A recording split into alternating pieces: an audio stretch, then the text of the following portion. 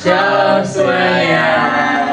Jadi pada kesempatan kali ini kita akan lanjut bahas tentang bab 8 sesuai dengan buku paket agama, yaitu dengan tema Iman Kristen dan Pancasila, belajar dari tokoh TB Simatupang dan Eka Dharma Putra. Nah, jadi sebelum kita masuk ke dalam materi, kita akan perkenalan diri terlebih dahulu dan selanjutnya kita akan berdoa. Oke, semuanya perkenalkan, nama saya Jovan Marfaum. Nama saya Bapak Ibu. Nama saya Michelle Entro. Kita berdoa. Silakan jawabkan doa. Karena cuma doa ya. Tuhan Bapa yang baik, terima kasih karena pada kesempatan kali ini kami boleh kumpulkan kembali untuk bersama-sama membahas tentang yang ada di bab 8 dengan tema Iman Kristen dan Pancasila. Tuhan, kiranya Kau berkati kami satu persatu, pribadi lepas pribadi, agar kiranya apa yang keluar dari mulut kami, apa yang kami bahas, itu semua hanya kebenaran dan seturut dengan yang Kau izinkan ya Tuhan. Dalam nama Tuhan Yesus kami sudah berdoa dan mengucap syukur. Haleluya. Amin. Oke, jadi gimana nih teman-teman?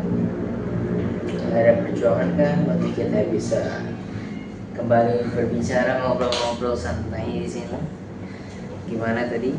Aman? Aman. Nah, di podcast kali ini kita itu bahas tentang bagaimana iman Kristen berjalan berdampingan dengan nilai-nilai Pancasila.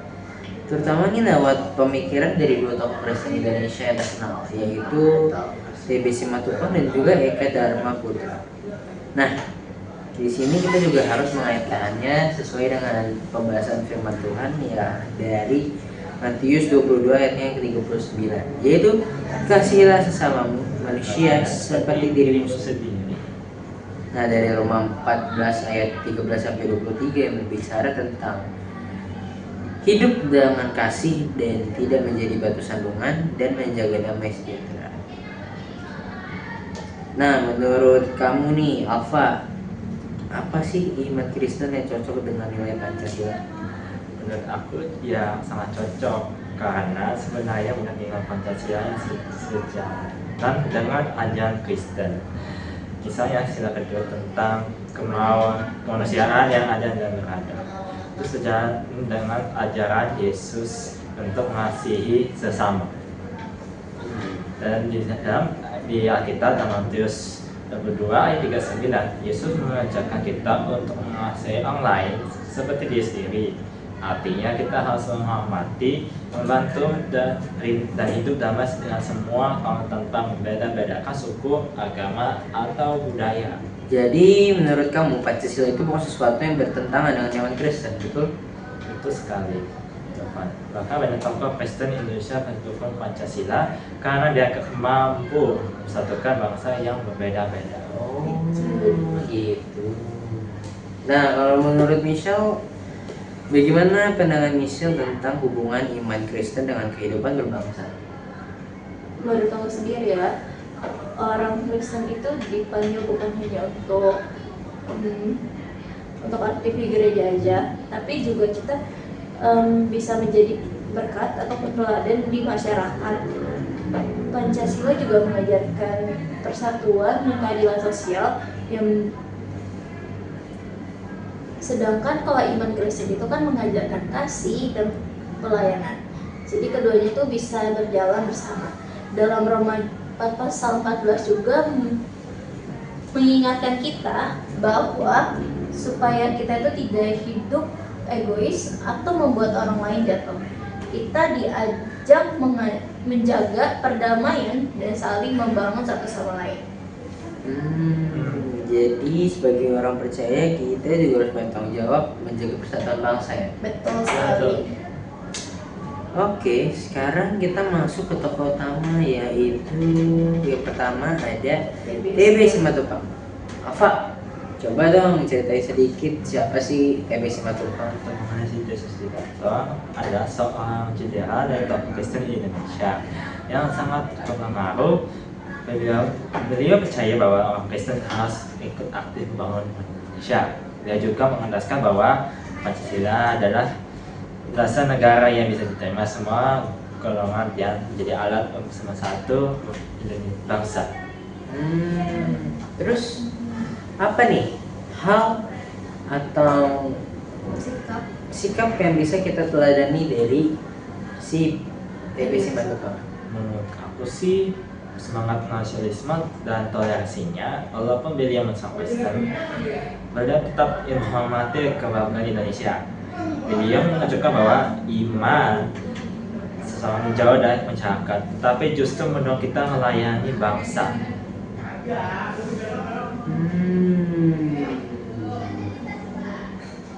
Menarik. Jadi, iman bukan hanya soal ibadah pribadi, tetapi juga tindakan nyata untuk negara. Gitu. Betul banget jawaban. Jadi kita next nih, pembahasan ke soal selanjutnya.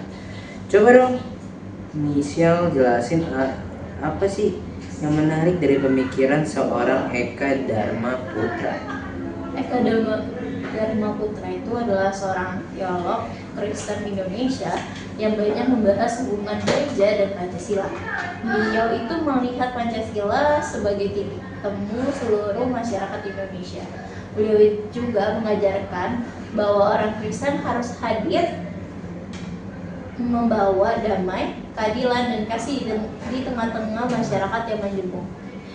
Terus apa dong kaitannya sama Roma 14? Nah, jadi itu kaitannya sangat berkaitan. Dalam Roma 14, Paulus mengingatkan kita supaya kita itu tidak saling menghakimi dan tidak menjadi batu sandungan bagi orang lain.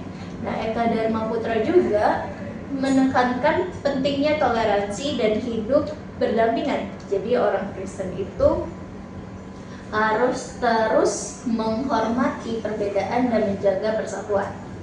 Berarti kalau kita lihat dari penjelasan kamu tadi, iman Kristen itu mengajarkan kita untuk rendah hati dan menghargai orang lain juga ya?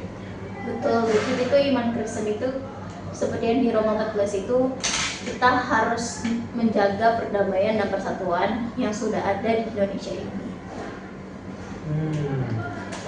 Bagus.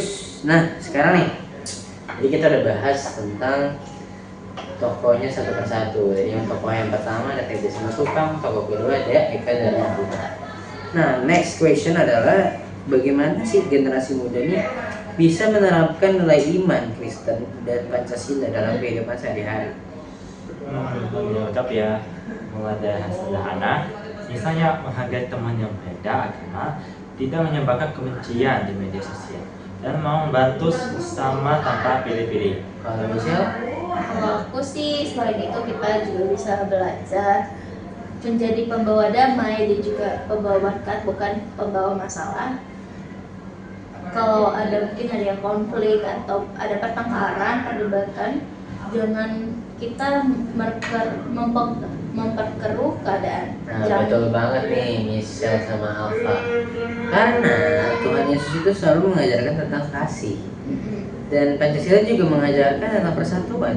Yes. Jadi contoh yang paling tepat untuk kita sebagai generasi muda adalah harus bisa menjadi contoh toleransi untuk generasi muda yang lainnya. Nah, kadang tuh hal kecil juga seperti menghormati perbedaan, menghormati pendapat yang berbeda itu juga sudah menunjukkan nilai Kristen dan Pancasila. Dan juga jangan lupa juga kita juga harus aktif berkontribusi untuk masyarakat dan bangsa. Itu. Nah, menurut kalian nih dari tadi kita kan udah membahas tokoh TB Simatupang dan Eka Dharma Putra. Nah, kalau dari kalian sendiri tuh gimana sih kalian menjalankan kehidupan kalian antara nilai Kristen dan juga nilai-nilai Pancasila dalam kehidupan kalian?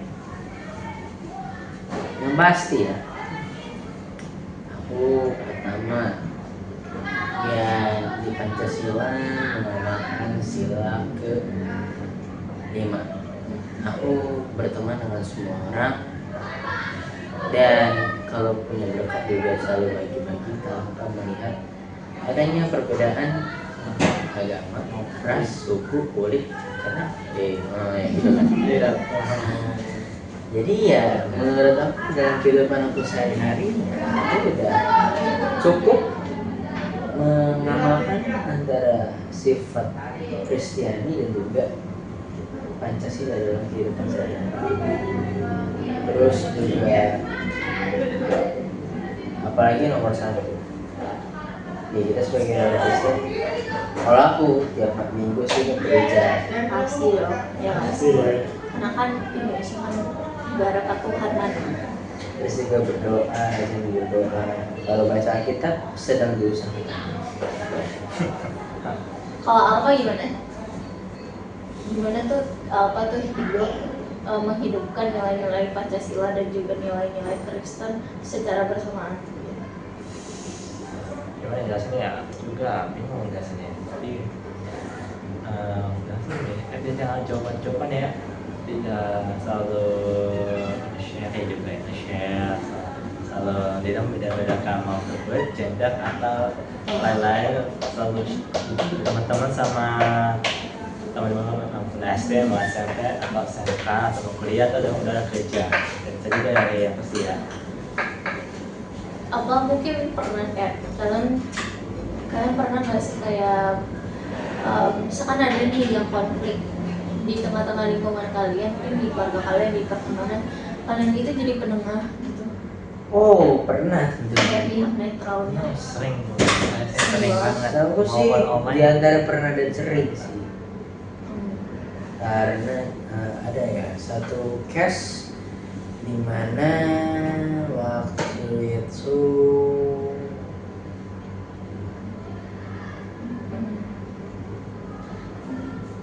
adik aku lagi berantem. Oh siapa tuh? Sama adik aku juga. Oh, kirain Karena ini adalah situasional yang cukup berat, karena di mana kan kita itu namanya juga mereka adik ya. Jadi kan aku gak boleh yang namanya memihak antara satu dengan yang lainnya. Nah di situ berarti aku harus menjadi penengah, pihak netral berarti. pihak netral.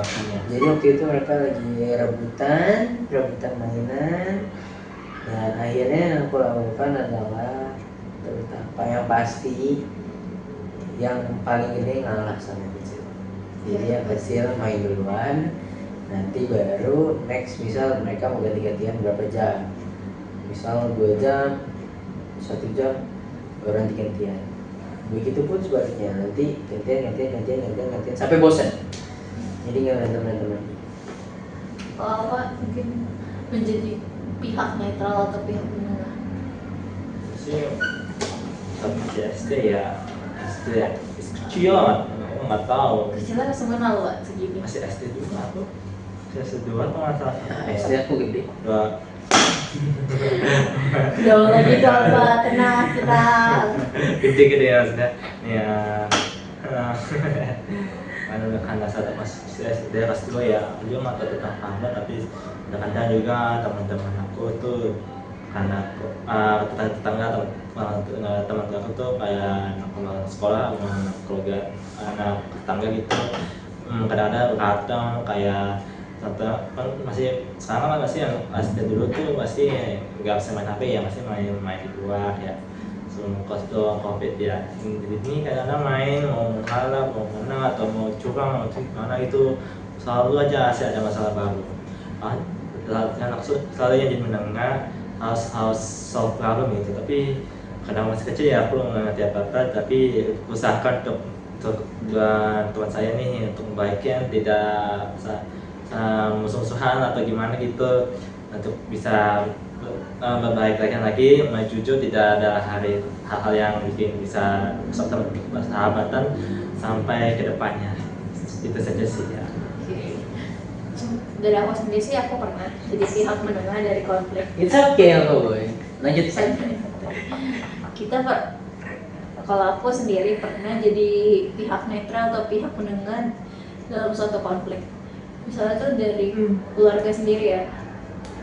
Aku tuh kadang-kadang biasalah orang tua tuh pasti Orang tua. ada Anak muda. enggak, orang tua kita pasti ada kayak berantem lah, adu mulut gitu. Nah kadang-kadang tuh aku jadi penengah, sedangkan mama aku tuh adalah api, papa aku adalah api, adik aku jadi api. Aku sendiri di rumah, Iya. yes, Sendirian. real, udah kayak ini apar. Karena tuh kalau misalkan mereka adu mulut pasti adik aku jadi kompor. Terus aku bilang jangan gitu, karena biarin aja urusan mereka kan. Terkadang tuh kita tuh bukan harus jadi apa ya, gimana, kayak jangan cuma liatin doang. Jadi kita harus jadi kayak Bisa speak up. speak up. Kalau jalan keluarnya tuh begini loh, kalian tuh Karena masalahnya kadang tuh emang orang yang penuh dengan amarah, penuh dengan emosi tuh nggak bisa Susah berpikir mikir. untuk jernih. Nah pasti kalau setelah bertengkar hebat itu pasti aku bilang kayak nggak boleh kayak gini lah. Misalkan ke papa aku kayak gini aja lah, gini aku kasih saran. Terus kayak ke mama aku udahlah biarin aja, dia mau begitu gini. Terus akhirnya mungkin akhir-akhir ini papaku mulai berubah, terus mulai kurang ada mulutnya. Karena kita tuh harus jadi penengah, karena Tuhan itu Tuhan Yesus saya turun ke dunia ini menjadi pedamai untuk bagi umat-umatnya. Ya nggak sih?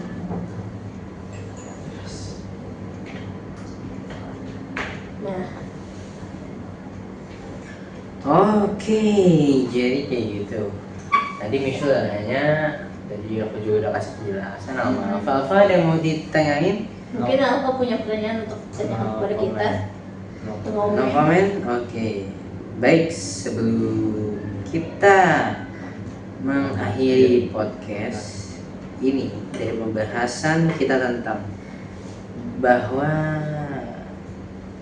dari pembahasan ini kita belajar tentang iman Kristen dan Pancasila yang sebenarnya itu saling mendukung Betul. melalui teladan-teladan dari dua tokoh yang terkenal tadi, public figure yaitu TB Simatupang dan Eka Dharma Putra. Kita melihat bahwa orang Kristen dipanggil untuk mengasihi sesama, untuk menjaga persatuan dan juga menjadi berkat bagi bangsa Indonesia itu sendiri. Seperti firman Tuhan dalam Matius 22 ayat yang ke-39, kita diajak mengasihi sesama seperti diri kita sendiri tentunya. Dan dalam Roma 14 kita juga diingatkan untuk hidup dalam damai dan tidak menjadi batu sandungan bagi orang lain.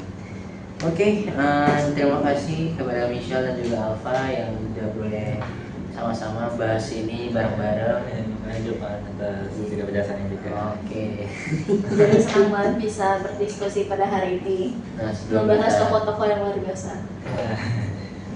oke, jadi sebelum kita tutup, ada yang bagi untuk doa penutup.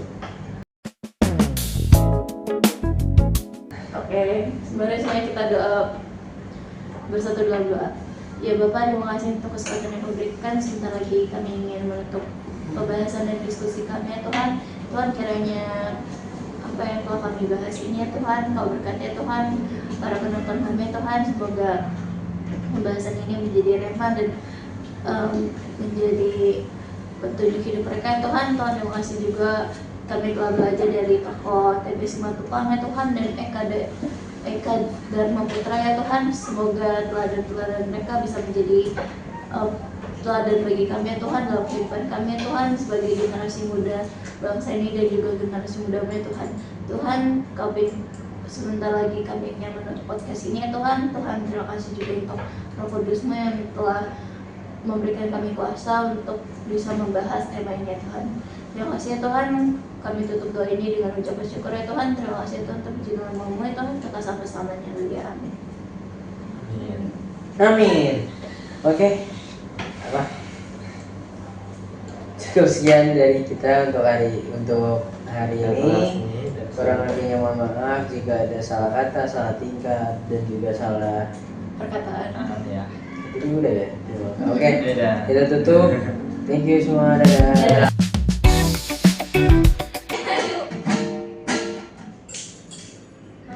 Ih, udah mulai. Hah? Kenapa dia mulai?